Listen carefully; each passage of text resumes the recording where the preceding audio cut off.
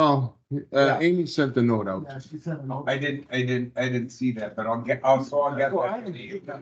Okay. Didn't have it been long. Yeah. I'll get it to you. Probably wanted with this. Keep going way back.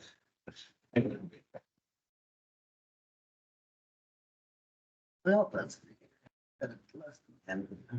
And Tabitha won't be sitting in Yeah, here. she sent me a text here, so if I need her, I know where she's at. Great. And the calendar. It's still hobbling, I see. Right.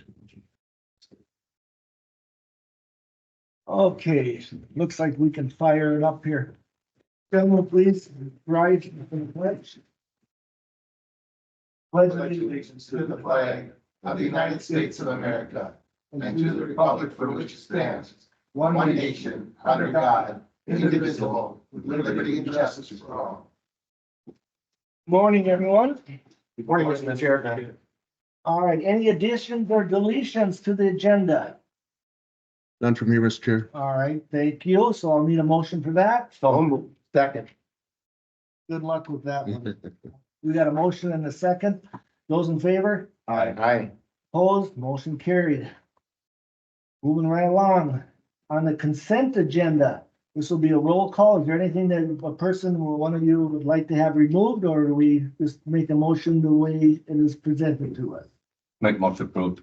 All right, I got a motion. I need a second. I'd second one. All right, I have a second. Any more discussion? Roll call vote, Commissioner Jelinski. Aye. Commissioner Casper. Aye. Blaine. Aye. Lemire. Aye. Myself is an aye, motion carried. Oh, Great River Legion Regional Library, I haven't heard from them for a while, been almost 2 months. Assuming we're getting- oh, Here we are. It's great to see you again. Good morning, Drew. Good morning. Morning. I hope you're getting along without me, please, again, I don't want You're to. getting fine. I'm sure You you. run a tight ship, Randy. Yeah. I forgot how quick you were about sharing meetings. Please introduce yourself and tell us what you got. Sure. I'm Karen Punzak, Executive Director for Great River Regional Library. Terry Deal Hansen, I'm the Library Services Coordinator in Royalton. Marissa George, I'm Library Services Coordinator in Uppsala and Sac Center. Okay. Great. Thanks for some time this morning. We historically have come twice a year to Morrison County as one of our signatory partners in Great River to talk at the beginning of the year about how the year before went, and then we'll come back around budget time to talk about the budget. As you likely know, Great River Regional Library is a 6-county system. We have libraries in 32 communities and a locker system out in Sartell. It's a joint powers agreement. We operate as one system, so patrons have a seamless experience regardless of which doors they walk through. The policies are the same, and all of our staff, well, a lot of our staff work in multiple locations now, so it's kind of remarkable who you might see when you walk through the door. If you go to the next slide, you can kind of get a highlight of the 2023 activities across the region. You can see we had over 95,000 people with a registered library card in the 6-county area. And just to give you a breakdown of that, of those borrowers, 3,734 were from Little Falls, 1,231 were from Pierce, 1,114 were from Royalton, 463 were in Uppsala, and 385 were in Little Swanville. So most of our locations, especially in those smaller communities, are attracting people not just in the city itself. And so they're very busy locations. We had almost just a little over 19,000 borrowers that registered for a new library card last year. And in Swanville, we had just 32, but in Little Falls, we had 810.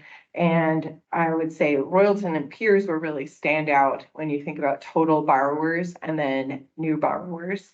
They each had 189 and 182 new library cards last year.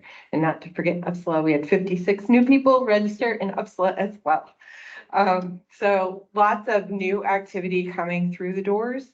And while our digital library is our second largest circulating collection in the system and functions largely as its own library now because it's so busy, we still have a lot of physical demand.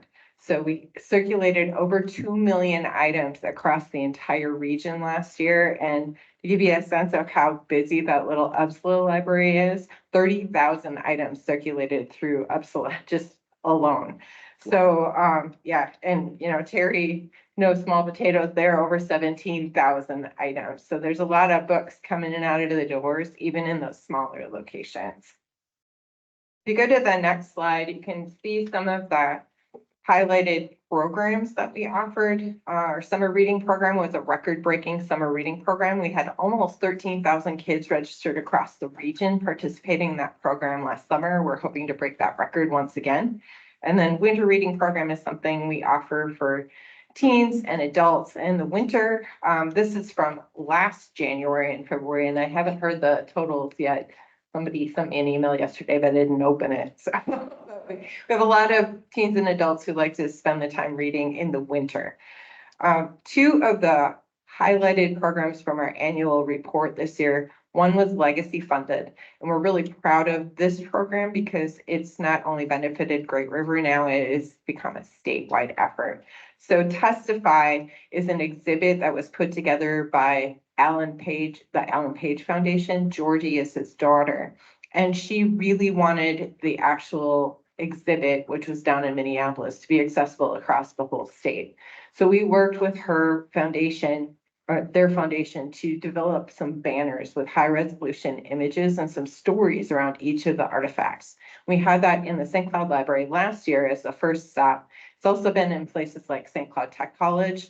And now this year, all of the other regional library systems have also used their legacy dollars to recreate that exhibit. So it is now available across the state. And on April 30th, there will actually be a virtual program with Alan Page and his daughter Georgie talking about the artifacts that they had collected within their family about the history of slavery. So we're really excited about that. And we've broken up that exhibit now so that it's in multiple locations across the region. I believe Little Falls will have some of those banners in April. So look for that. And then the other really interesting project came from our ARPA dollars last year. We had received funds from the state to try to make a difference in the middle of COVID in terms of kids having access to careers and technology and things like that. So we worked with the EPIC program, and it stands for Exploring Potential Interests in Careers. And that nonprofit organization actually works with industry leaders across all the career sectors. And we created a box for each career sector. So there's a health sciences box, and there's an IT box. And so you can actually check out that kit that has been developed by people from those career clusters and have experiences as a student to determine whether or not you'd be interested in that type of career. And now those kits are available across the region, and I've been told they're checking out in Upsala as well. So we're really excited about having built that program, and it's starting to expand now this year. The next slide, I'm going to turn this over to Terry and Marissa to talk about what's happening locally in their libraries. So last year, Royalton celebrated our 115th year anniversary, which is pretty awesome. On this handout, this is something I put together last year as I started doing some research as to how we got to 115 years. And so it was really interesting in how the Royalton community has always been very passionate about their library. In 1907, the Royalton Women's Study Club was formed, and they decided they wanted a library in their community. So by 1908, they had raised enough money to purchase books for the library. So these books were then housed in various locations, schools, homes, businesses, residences, and they borrowed those books out to patrons in the community. In 1941, thanks to the Works Progress Administration, the WPA program, a beautiful library building was built in Royalton in 1941. Unfortunately, that building suffered structural damage in 1986 and had to be torn down. The Royalton community then came together and built a new library. Well, the building was there, the Northwest Bell Building, but they formed a library board, and those members and volunteers brought the new library to fruition in 1993. In 2006, the library was moved to our current location, which expanded its space from 1,000 square feet to 2,140 square feet. And that is where we are currently located. Our Royalton Friends of the Library group was formed in 2018. They're a wonderful growing group. We now have 14 members. One additional new member will be joining tomorrow at our Friends meeting. And they do wonderful work for the community and help to advocate for the library. They have annual book sales. They help out with supplies and really support the Royalton Library in many, many ways. So that we celebrated the anniversary last summer in at the Memorial County Park. We had some music playing, the Friends group served up root beer floats. It was a wonderful celebration. So we do that annually. We do a music in the park event. Last year, we had a very significant anniversary to celebrate. And as you can see on the slide, we also have a lot of legacy programs. You can see that there's a photo from our Ready, Set, Go that was held in Piers. We didn't have that program in Uppsala. It was a beatboxing type of program. Our little community is very tiny, and we chose to go with some other programs. In fact, this summer we have a couple of programs coming up soon. Candace Simar, she has her 5th book coming out, Sister Lumberjack, who will be speaking in Little Falls at 2 p.m. on Monday, April 29th, and she'll be speaking that evening in Uppsala at 6 p.m. And then this summer we have the Remarkable Reptiles program in June. And right now we're doing our locally grown fundraiser. Last year we raised money for children's programming. We had Hemker Zoo out and we had wonderful attendance. Yeah, we had 50 some kids and adults out. And in a little community like that, it's hard to draw when you have the lake in the summertime. If everybody remembers, last summer it was hot. So they were outside, much to the happiness of all of the little kids. They got to go and touch and pet the animals, and I believe you had them all as. And Royalton as well. And Yeah. Actually, it's a recommendation. And it was a huge hit. Yeah, like we had 100, I said, that was our biggest gathering that we've had. And we had 100 children and family members there at Memorial Park. And all the kids were so excited to, pet the animals, and it was very educational. It was a wonderful program. And this summer, we're raising, or this spring, I should say, we're raising money for bird watching kits in Uppsala. And so far, we've raised $135 out of our $250 goal for bird watching kits. And in Royalton, we are fundraising for Wonder Books. They're a physical book that have an audio component. So for children who are just starting to learn how to read, they can have the story read along with them. For those children who it goes up to chapter books. So if those are children who are struggling with reading, it's just kind of a nice way to get them excited about that learning potential. And then also we're fundraising for what are called Play to Learn kits, which are educational toys that we will have in the library. Kids can take them home, play with them, bring them back. Just like you can borrow a book, you can borrow these educational toys. We want to thank you for your support. Lots more we could talk about from the library system. There's always something going on at the library. We want to make sure that we really appreciate Morrison County as a partner and forward to working with you continue in the future. Gentlemen, any questions, comments for the library board? Thanks for everything you do and the passion that you have. for doing it. That's nice. I'm impressed with Upsala. You said you had 46 new members coming or something like that, or 56? Yeah, yes. And I Yeah. said, wow, that's more than, yeah, that's a pretty, you should be proud of that. I am, and the library plays a huge role in our community of 400 there in Upsala.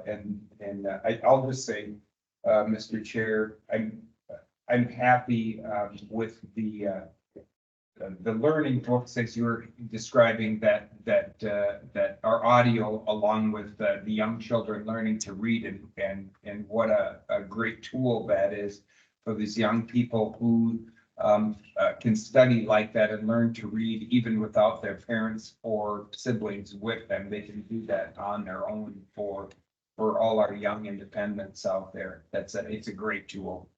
Thank you. And I just wanted to say thank you for 8.5 years of service on the Great River Board, Commissioner Winchester. Service chair and lots. No, well, I have to say Commissioner Casper has been a delight to work with. So I'm very glad to work with. So yeah, actually, just to let Commissioner Casper, he's still in my shoes. So, so far I haven't heard any complaints about him, so he must be doing a pretty good job on the board, so. Mr. Chair, I will never be able to fill your shoes. I just state that right up front. They're pretty big. You're a legend.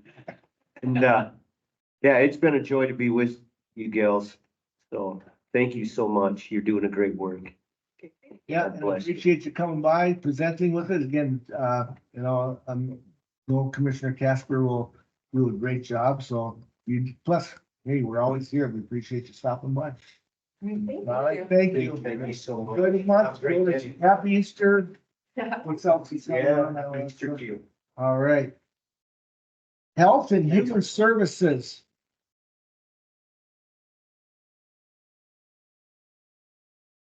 Morning, Mr. Nate. Morning, Commissioners. Nate Bergstrom, Health and Human Services Director. I have a contract to bring to you today, but I will back us up a little bit just to recap. In 2023, we were given two pools of money. One was statewide affordable housing aid and the other was local homeless prevention aid. The statewide affordable housing aid was the $112,000 amount.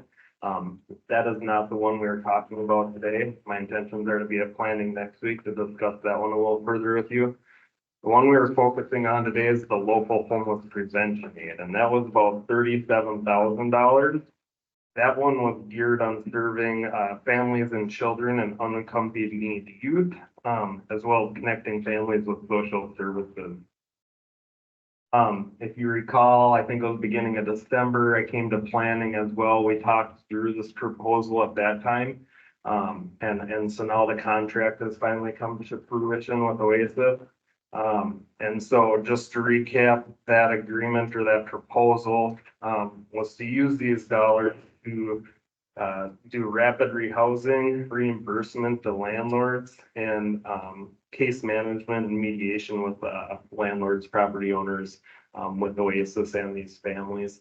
It is a pilot program, and we look to operate that for the next year to expend these dollars to serve those of Morrison County. I guess I would ask if there's any specific questions as far as this. Gentlemen, any comments, questions? Hey, well, Mr. Chair, Go ahead, Commissioner Bowe. is this just a 1-year grant? This grant, so these dollars are set to expire coming into the county in 2020. So the contract agreement is for the year of 2024. Depending on how the pilot works, we may or may not be here again next year talking about these dollars again going to Oasis. The same dollars or additional dollars? My understanding is it should be that 37,000 again. And that'll come from where? That comes from the state. Yearly it will be coming from the state? Yes. It Through 2028. actually says that. It says it's supposed to expire in 2028. The first half of it's paid on July 20th and the second half December 26th. Program will expire in 2028. That's what it's set to do. The statewide affordable housing aid, which I'm not gonna talk too much just because it kind of feels like it muddies the water, but this one does not have an expiration date. So I'm hopeful that one will continue to kind of support housing and growth in Morrison County. Chair, Go ahead, Commissioner Casper. are there, and I may have missed it, are there strings attached to it? Certain things that are required? Not other than who it's directed towards. So this 37 is specific to youth, families and children, and keep them housed or get them rehoused. There's some reporting which Rose, from Oasis and I have kind of worked through as far as what we have to report on annually, as far as how many families we've served and how we've. And that will come back to Health and Human Services to do that report. Okay, I see. Thank you. Yeah, thank you, Mr. Chair. Commissioner Zelinski. Thank you, Mr. Chair. Nate, I'm thrilled that Rose is with us today, first of all, because I think that partnership, and I'm calling it a partnership, is second to none. I firmly do believe, I've had many conversations with Rose, I firmly do believe that there is a need. And quite honestly, I think, just gonna be blunt and say 37,000, that's gonna pay for a postage stamp. In the big scope of things, and we don't have to go any further with that, we know that's the figure. And however, if that truly is a figure that is going to allegedly last through 2028, if that all comes to be, it's better than a kick in the head.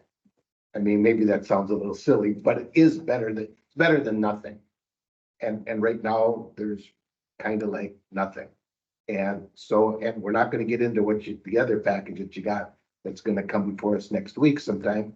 But that might be something that we can commingle, if that's the right word. Who knows?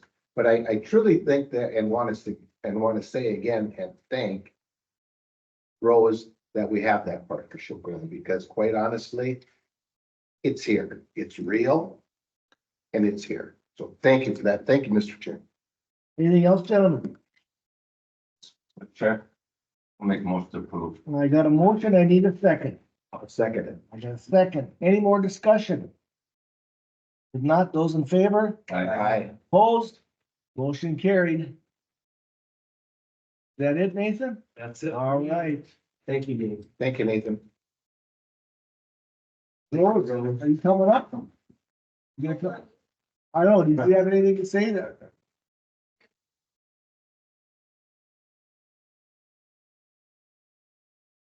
Let me cut, why don't you just come up and state your name and what you're here for? Because I know you made this, because it, just for the record.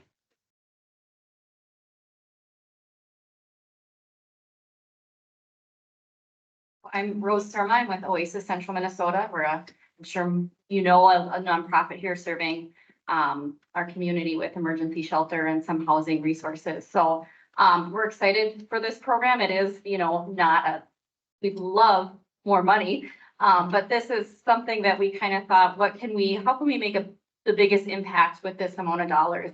And other communities have done this landlord mitigation as a pilot. So we're excited to try it here and see, how it meets those needs and adjust if needed. But absolutely echo the sentiment of the partnership with Morrison County is critical to the work we do. So we're just happy to be here working together. So So just for the record, where are you housed out? I'm just curious. we're in the historic courthouse.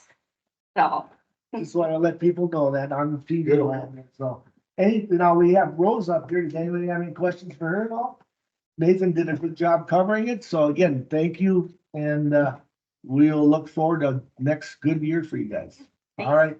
Take care. Thank you, Rose. Keep up the good work. Public Works.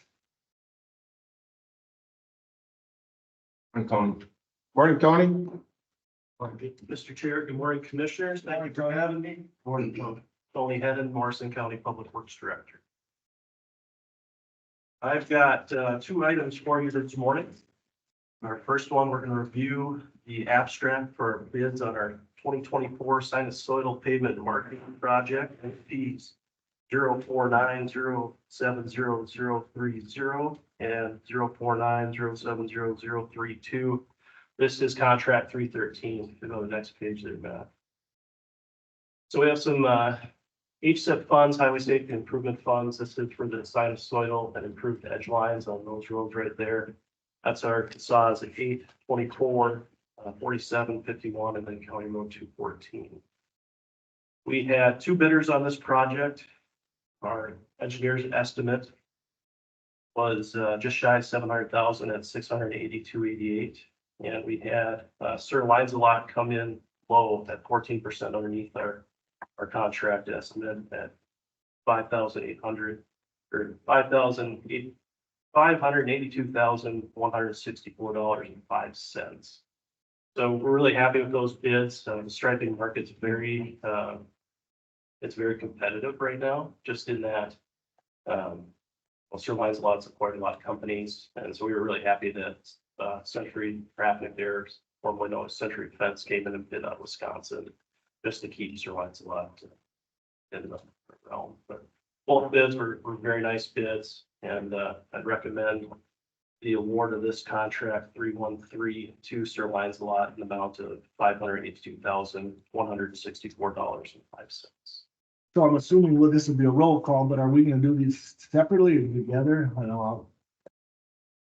Separately, Mr. Okay, Chair. all right, separately. All right. Make a motion to approve, Mr. Chair. All right, got a motion, a second. Any more discussion? Mr. Chair, Go ahead, Commissioner I Jinsky. just have one question. I'll murder the word sinusoidal, Sir. When we talk about that, we're not talking rumble strips here. We're talking about paint, correct? And I just want to be so I'm on the right page. Are we talking both? Mr. Chair, we're talking both. So when you utilize highway safety improvement funds, they look at a highway safety plan for your county. As a rural county, we don't have a lot of head-on interactions, but we do have a lot of run off the road accidents. And one of the safety measures that has proven to be effective is putting sinusoidal edge lines in. So the regular rumble strip is grooved at a particular rate. The sinusoidal follows a sinusoidal curve.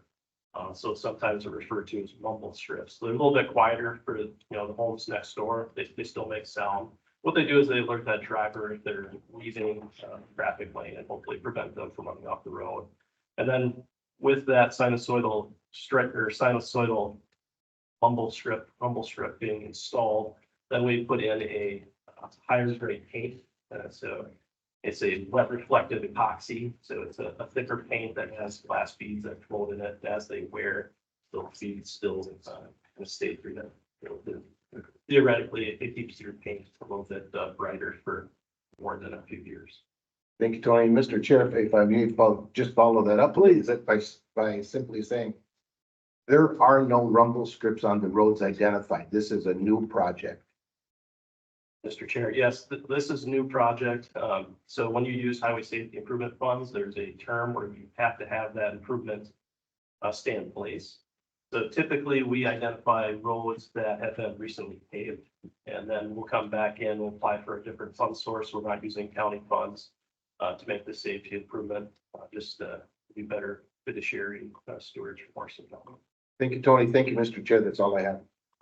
I have a question, again, maybe off the cuff here. Do you put the rumble strips when you're coming to a stop sign? Is this part of that too, or this is just the side? Mr. Chair, this is just your fog lines for your light edge. All right. Gentlemen, I got a motion and I got a second. There's no more discussion. All in favor, this is the roll call. Commissioner Casper. Aye. Commissioner Blaine. Aye. Commissioner Lemire. Aye. Commissioner Zelinski. Aye. Myself is an aye. Motion carried.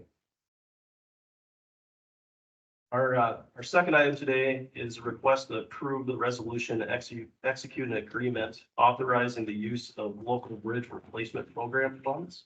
So this is for our County Road 220. We actually have federal funding on this, but we're also eligible for local road bridge replacement funds. So we're asking to utilize these funds as well. All right, gentlemen, this will be a roll call vote. Commissioner Blaine. I'll need a motion in a second. I'll make the motion. A motion? I'll second. I got a second. Any more discussion? Hearing none. Commissioner Blaine. Aye. Commissioner Lemare. Aye. Jalinski. Aye. Casper. Myself is aye. Motion carried. That's all I have unless there's any other questions. Do you have anything for, Thank you, all Tony. right, Tony, Oh, I got thank you. Jeff. Congratulations, Wayne, that the children. Yes, Yeah. absolutely. Excited for the three-peat. Oh, there you go. There you go. Bring us down next time. We typically celebrate at Public Works, but, we have Pi Day tomorrow, so we'll see if we can find something later in March. I was chilling. Well, no, you got, as a good math nerd, celebrate 3.14 Pi days. Okay, all right, good enough. So, Thank you, Tony. Great day. I like it. okay, administrator. Mr. Chair, I don't have anything for the board. Well, then I guess I gotta, we'll go to the calendars. And the dates were given me is the March 17th through the 30th. And Mr. Chair, we know our deputy clerk is not present with us. But Tabitha, can you give us a sound check so we can hear you? She's Testing. there. All right, I didn't hear you. I saw that you moved. Just want to make sure that any questions that there are on the calendars, that she makes sure she gets them captured properly. So let me check one other thing.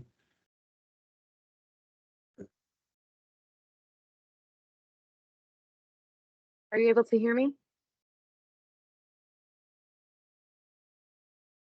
Tabitha, one more time. Are you able to hear me? Okay, we got you. Thank you. Yep. Mr. Chair. All right, we're gonna start the calendars and I'm gonna, hopefully, Mr. Jelinski will kindly start us off. I will do that, Mr. Chair. And I'm gonna start with March 19th, 8:30 in the morning. Got a planning meeting here in the boardroom. And I have 9:30 or whatever time following our planning meeting, we should have a ditch authority meeting that same morning. At 6 o'clock that evening, same room, we should have a planning commission, Board of Adjustments, PCBOA.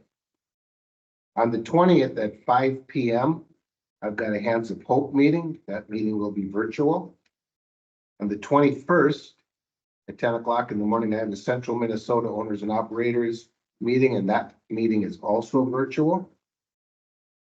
On the 25th at 10 o'clock in the morning, I've got a State Emergency Communications Board Planning meeting.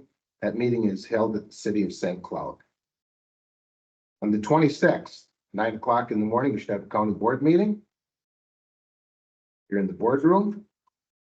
On the 27th, at 1 o'clock in the afternoon, City of St. Cloud, I have a Central Minnesota Emergency Services Board meeting. On the 28th, 12:30 in the afternoon, held virtually, I have a State Emergency Communications Board meeting. Followed by at 3 o'clock in the afternoon, as you know, that I'm on the Public Safety Communications Conference annual or sub-annual, I guess, conference planning, and that will be at 3 o'clock. That's virtual. On the 29th at 10 o'clock in the morning, I have the Central Minnesota EMS Joint Powers Board meeting. That's held live, Stearns County Service Center at 10 o'clock in the morning. Mr. Chair, that's all I have. All right, thank you. Commissioner Casper. Yes, Mr. Chair, Monday, March 18, 12 o'clock, Pine Country Bank Community Development Meeting.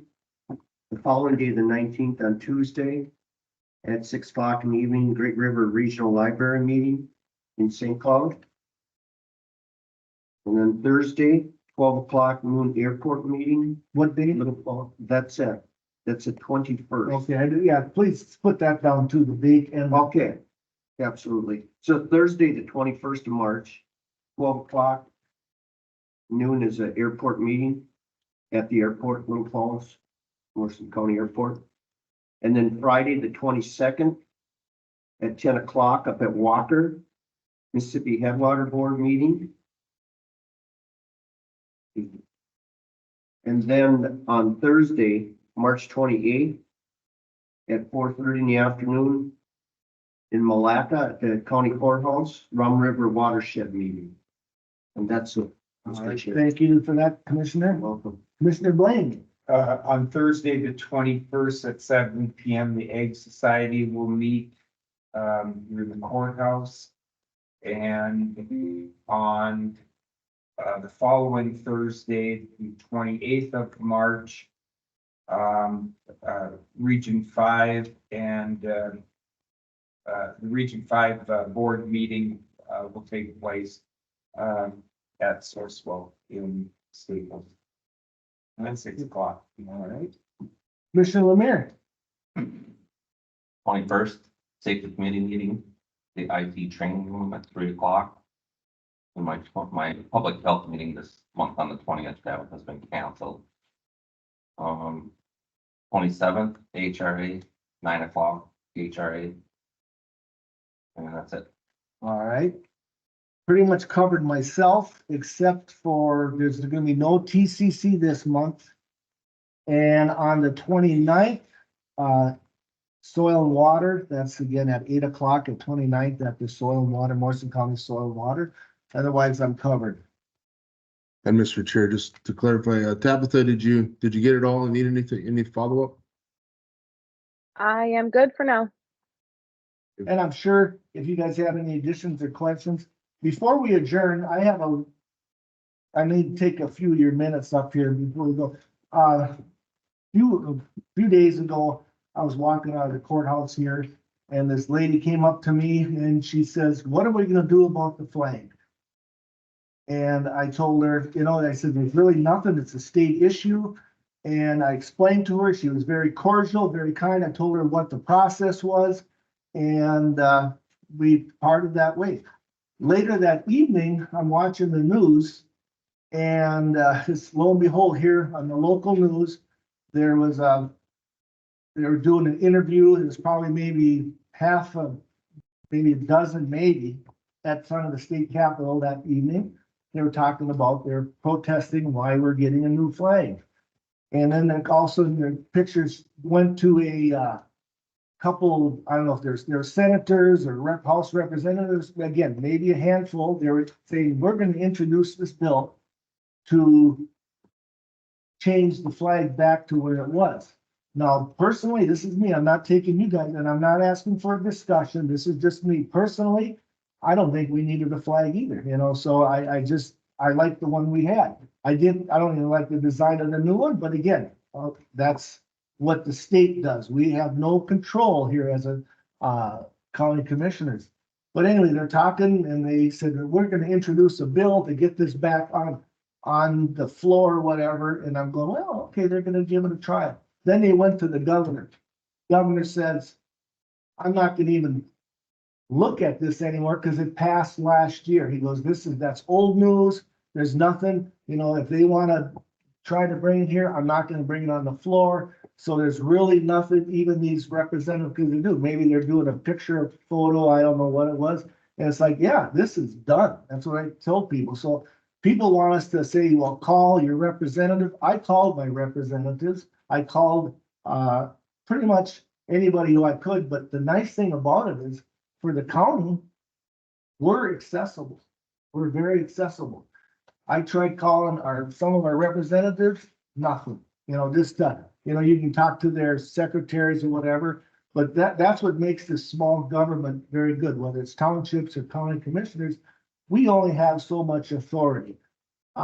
We get resolutions that they want to bring for totally different things. There's federal resolutions that they want us to do. We have no control of. If you have a problem with the road, we can help them out with that. If you have problems, anything within the county that we have authority over, we can help you out. But if you even go to the city of Little Falls and there's a problem there, well, that's not our jurisdiction. That's the council people. So we always have to make sure when we're doing things that we can do it within our jurisdiction. And again, these people, I had maybe less than a handful call me about the flag. I've had other resolutions that they want to pretend. I am the one that four of us here have always sat in this chair as chairman. We set the agenda. We're the ones that bring everything forward, not you four. So this one is going to be on me. This year will not bring any outside resolutions, whether it's the flag, it's this or federal adjustments. I will not do that. My phone is already open. You can call me. We can all give them numbers and people to talk to. But again, at this point, moving forward, I will not bring any resolutions that as far as myself and the board has something to say for that. So again, but my phone is always there and I'll leave it at that. And it is now, what time is it? 9:39.